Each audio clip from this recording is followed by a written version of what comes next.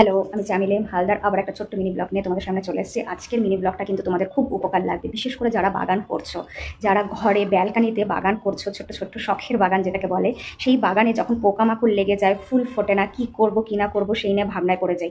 তো আজকে অ্যাকচুয়ালি আমি নার্সারিতে গিয়েছিলাম, একটা ওষুধ দিয়েছিল, আমি পোকামাকড় মারার জন্য বলছিলাম যে এরকম ধরে যাচ্ছে ফুল ফুটছে না, তো তার জন্য একটা ওষুধ দিন। তো সে একটা ওষুধ দিল, জাস্ট 1 লিটার জলের মধ্যে 1 ঢাকন দিয়ে আমি স্প্রে করছিলাম। আমার মনে হয় আমি জাস্ট এই ভিডিওটা যে বানাচ্ছি তার 1 ঘন্টা আগেই আমি কিন্তু স্প্রে করেছি গাছের মধ্যে। তো হঠাৎ করে আমি ব্যালকানিতে কী করছিলাম, পেঁয়াজের খোসাগুলো দেওয়ার জন্য গাছের গোড়াতে।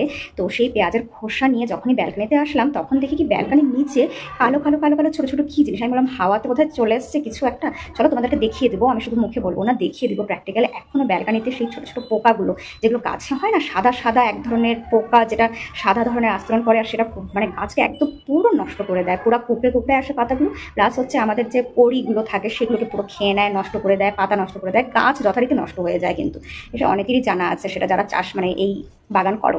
তো তোমাদেরকে আমি দেখিয়ে দিচ্ছি সেই পোকাগুলো, বড় বড় পোকা এত যে আমার গাছে ছিল আমি জানতামই না। আমার ব্যালকানির মধ্যে আমি, চলো তোমাদেরকে ভিডিও করে দেখাচ্ছি, আর ওষুধটা আমি দেখিয়ে দিচ্ছি। যারা করো অবশ্যই অবশ্যই কিন্তু তোমরা এই ওষুধটা ব্যবহার করতে পারো। আমি 1 ঘন্টার মধ্যে ফল পেয়ে গেলাম, তার মানে বুঝতে পারছি ওষুধটা খুবই ভালো। তো তোমাদেরকে সেটা দেখাবো, তোমাদের সাথে শেয়ার করার জন্যই আমি ভিডিওটা করলাম। চলো দেখিয়ে দিই তোমাদের সেই ওষুধটা, এবং ব্যালকানিতে যে পোকাগুলো পড়ে গেছে সেটাও দেখিয়ে দিই, ঠিক আছে?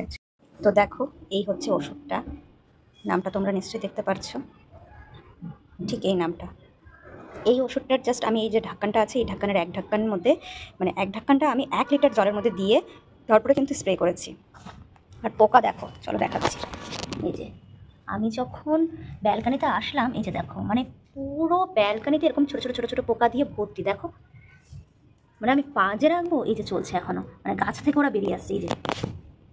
এই যে পোকাটা, ঠিক এই পোকাগুলো কিন্তু সাদা সাদা হয়ে যায়। এই পোকা দিয়ে ভর্তি, কিছু কিছু তো উল্টে আছে, এই যে কিছু কিছু মরে গেছে, উল্টে গেছে, এই যে উল্টে উল্টে আছে।